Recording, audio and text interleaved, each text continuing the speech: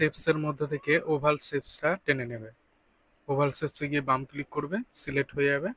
তারপর পেজে এই শেপসটা টেনে নেবে। শেপসটা টানার পর এই শেপসটা কিন্তু সিলেক্ট হয়ে থাকবে। এই সিলেক্টটা ডিলিট করতে হবে। ডিলিট করার জন্য মাউসের কার্সারটা বাইরে নিয়ে যাবে, বাম ক্লিক করবে, তাহলে ডিলিট হয়ে যাবে। এবার এই ওভাল শেপসটাই আবার টেনে নেবে।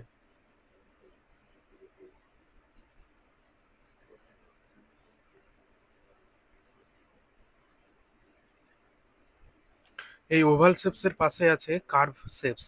এখানে বাম ক্লিক করবে, তাহলে সেই কার্ভ শেপসটা সিলেক্ট হয়ে যাবে। তারপর পেজে আসবে, পেজে এসে বাম বাটনটা প্রেস করে ধরে টানবে। আমি এটা বাঁ দিক থেকে ডান দিকে টেনেছি, সেই কারণে প্রথমে বাঁ দিকের একটুখানি উপরের দিকে বেঁকিয়ে দিলাম, তারপরে শেষের দিকে অর্থাৎ ডান দিকে একটু বেঁকিয়ে দেবো, তাহলে শেপসটা এইরকম হয়ে যাবে। এবার এই সিলেক্টটাকে ডিলিট করার জন্য বাইরে ক্লিক করব, তাহলে ডিলিট হয়ে যাবে। এবার এই ছবিটা রং করব। রং করার জন্য টুলের মধ্যে থেকে ফিল উইথ কালার টুলস এখানে ক্লিক করতে হবে, ফিলে ক্লিক করতে হবে। ক্লিক করার পর এখান থেকে কালার বেছে নিতে হবে। কালারে ক্লিক করলাম। এবার এই ছবির মধ্যে বাম ক্লিক করব, তাহলে কালার হয়ে যাবে। কালার করার পর এই ছবিটাকে সিলেক্ট করতে হবে। সিলেক্ট করার জন্য সিলেকশন লেখা আছে, তার উপরে সিলেক্ট বক্সে বাম ক্লিক করতে হবে, তাহলে এটা সিলেক্ট হয়ে যাবে। তারপরে ছবির এখানে এসে বাম বাটনটা প্রেস করে নিচের দিকে নামাবে, তারপর ডান দিকে সরিয়ে দেবে, দিয়ে বাম বাটনটা ছেড়ে দেবে।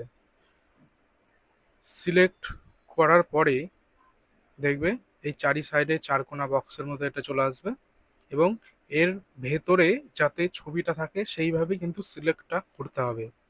ভালো করে দেখো, আমি এটা সিলেক্ট করেছি, এই সিলেকশনের ভেতরেই কিন্তু ছবিটা আছে।